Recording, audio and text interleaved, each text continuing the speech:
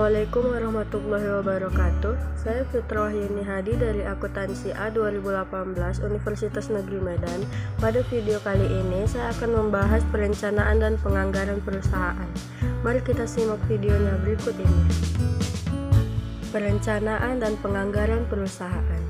Perencanaan perusahaan adalah proses penentuan visi, misi dan tujuan, strategi, kebijakan, prosedur, aturan, program dan anggaran yang diperlukan untuk menjalankan suatu usaha atau bisnis tertentu yang dilaksanakan disesuaikan dengan perubahan lingkungan bisnis yang dihadapi.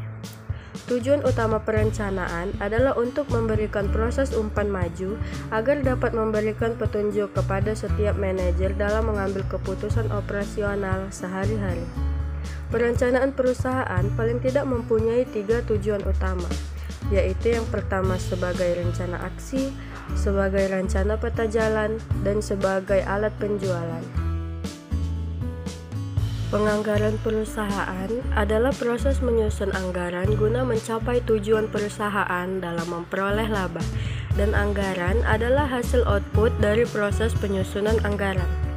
Tujuan penganggaran perusahaan diantaranya ada 2. Yang pertama memperkirakan keuangan untuk periode mendatang dan merencanakan operasi berjalannya perusahaan. Yang kedua, membantu membentuk laporan keuangan secara menyeluruh dengan mengembangkan laporan keuangan yang diperkirakan ini, sebuah bisnis dapat melacak margin keuntungannya. Nah, yang selanjutnya, fungsi manajemen dan kaitannya dengan bidang studi lainnya. Fungsi manajemen menurut George R. Terry terdiri dari 4. Yang pertama perencanaan, yang kedua pengorganisasian, yang ketiga pelaksanaan, dan yang keempat pengawasan.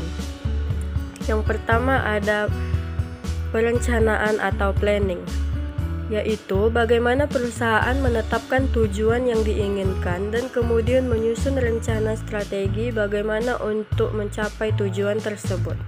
Adapun beberapa aktivitas dalam fungsi perencanaan, yaitu menetapkan arah tujuan dan target bisnis, menyusun strategi untuk mencapai tujuan bisnis, menentukan sumber daya yang dibutuhkan, dan menetapkan standar kesuksesan dalam upaya mencapai tujuan. Nah, beberapa manfaat yang bisa kita ambil dari fungsi perencanaan, diantaranya bisa membuat pelaksanaan tugas jadi tepat dan kegiatan pada tiap unit-unit akan lebih terorganisir ke arah tujuan yang sama. Yang kedua, menghindari kesalahan yang mungkin akan terjadi. Ketiga, memudahkan pengawasan dan menjadi pedoman dasar di dalam menjalankan kegiatan. Nah, yang kedua ada pengorganisasian atau organizing, yaitu pengaturan sumber daya manusia dan sumber daya fisik yang dimiliki agar bisa menjalankan rencana-rencana yang sudah diputuskan untuk mencapai tujuan yang diinginkan. Nah, adapun kegiatan dari organizing yaitu adalah mengalokasikan sumber daya, menyusun dan menetapkan tugas-tugas, serta menetapkan prosedur yang diperlukan. Menetapkan struktur perusahaan yang menunjukkan adanya garis kewenangan dan tanggung jawab.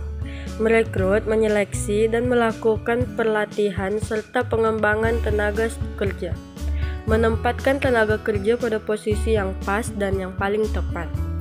Adapun manfaat organizing yaitu pembagian tugas-tugas bisa sesuai dengan kondisi perusahaan, menciptakan spesialisasi saat menjalankan tugas, personil dan perusahaan mengetahui tugas apa yang dijalankan. Nah, yang ketiga ada fungsi pelaksanaan atau actuating. Pelaksanaan adalah upaya untuk menciptakan suasana kerja dinamis, sehat agar kinerjanya lebih efektif dan efisien. Beberapa kegiatan pada fungsi pelaksanaan adalah yang pertama membimbing dan memberi motivasi kepada kinerja supaya bisa bekerja secara efektif dan efisien. Kedua, memberi tugas serta penjelasan secara rutin tentang pekerjaan. Dan yang ketiga, menjelaskan semua kebijakan yang sudah ditetapkan. Nah, yang selanjutnya ada fungsi pengawasan atau controlling, yaitu upaya untuk menilai suatu kinerja yang berpatokan kepada standar yang telah dibuat, juga melakukan perbaikan apabila memang dibutuhkan. Kegiatan pada fungsi pengendalian diantaranya yang pertama ada mengevaluasi keberhasilan dan target dengan cara mengikuti standar indikator yang sudah ditetapkan. melakukan klarifikasi dan koreksi terhadap penyimpangan yang ditemukan, dan memberikan alternatif solusi yang mungkin bisa mengatasi masalah yang terjadi. Nah, setelah membahas fungsi-fungsi manajemen, selanjutnya kita akan lihat kaitannya dengan bidang studi ilmu lainnya. Hubungan dengan akunting. Anggaran operasional bertujuan untuk menyusun anggaran rugi laba berupa daftar yang disusun secara bersistem tentang pendapatan, beban, rugi, dan laba yang diperoleh. Anggaran keuangan bertujuan untuk menyusun anggaran neraca berupa daftar yang disusun secara bersistem tentang aktiva, utang, dan modal. Hubungan penganggaran dengan manajemen keuangan. Fungsi manajemen keuangan yang pertama dan utama adalah perencanaan keuangan. Penganggaran merupakan perencanaan keuangan. Oleh sebab itu, maka penganggaran merupakan salah satu cakupan dari manajemen keuangan. Nah, yang selanjutnya fungsi anggaran. Fungsi anggaran terbagi menjadi 4. Pertama, fungsi perencanaan. Kedua, fungsi koordinasi.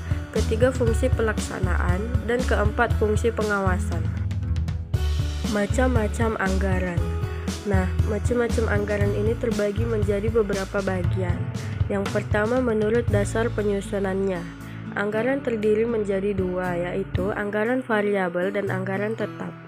Anggaran variabel yaitu anggaran yang disusun berdasarkan interval kapasitas tertentu dan pada intinya merupakan suatu seri anggaran yang dapat disesuaikan pada tingkat-tingkat aktivitas yang berbeda. Anggaran tetap yaitu anggaran yang disusun berdasarkan suatu tingkat kapasitas tertentu. Nah, kalau menurut cara penyusunannya, anggaran terdiri menjadi anggaran periodik dan anggaran kontinu. Anggaran periodik adalah anggaran yang disusun untuk satu periode tertentu. Pada umumnya periodenya 1 tahun yang disusun setiap akhir periode anggaran. Anggaran kontinu adalah anggaran yang dibuat untuk mengadakan perbaikan anggaran yang pernah dibuat. Nah, kalau menurut jangka waktunya, anggaran terdiri dari anggaran jangka pendek dan anggaran jangka panjang. Anggaran jangka pendek atau anggaran taktis adalah anggaran yang dibuat dengan jangka waktu paling lama sampai 1 tahun. Sedangkan anggaran jangka panjang atau anggaran strategis adalah anggaran yang dibuat dengan jangka waktu lebih dari 1 tahun. Nah, kalau menurut bidangnya, anggaran terdiri dari anggaran operasional dan anggaran keuangan. Anggaran operasional adalah anggaran untuk menyusun anggaran laporan rugi laba. Anggaran ini terdiri dari anggaran penjualan, anggaran biaya pabrik, anggaran beban usaha, dan anggaran laporan laba rugi. Anggaran keuangan adalah anggaran untuk menyusun anggaran neraca. Anggaran ini terdiri dari anggaran kas, anggaran piutang, anggaran persediaan, anggaran utang, dan anggaran neraca. Kalau menurut kemampuannya, anggaran terdiri menjadi 2, anggaran komprehensif dan anggaran partial. Anggaran komprehensif merupakan rangkaian dari berbagai macam anggaran yang disusun secara lengkap. Anggaran partial adalah anggaran yang disusun tidak lengkap, anggaran yang hanya menyusun bagian anggaran tertentu saja. Nah, yang terakhir ada menurut fungsinya. Anggaran terbagi menjadi 2. Yang pertama appropriation budget, yang kedua performance budget. Appropriation budget adalah anggaran yang diperuntukkan bagian tujuan tertentu dan tidak boleh digunakan untuk manfaat lain. Performance budget adalah anggaran yang disusun berdasarkan fungsi aktivitas yang dilakukan dalam perusahaan untuk menilai apakah biaya atau beban yang dikeluarkan oleh masing-masing aktivitas tidak melampaui batas. Nah, yang terakhir ada tujuan penyusunan anggaran. Adapun beberapa tujuan disusunnya anggaran antara lain, yang pertama untuk digunakan sebagai landasan yuridis formal dalam memilih sumber dan penggunaan data. Lalu untuk mengadakan pembahasan jumlah dana yang dicari dan digunakan. Lalu untuk merinci jenis sumber dana yang dicari maupun jenis penggunaan dana sehingga dapat mempermudah pengawasan.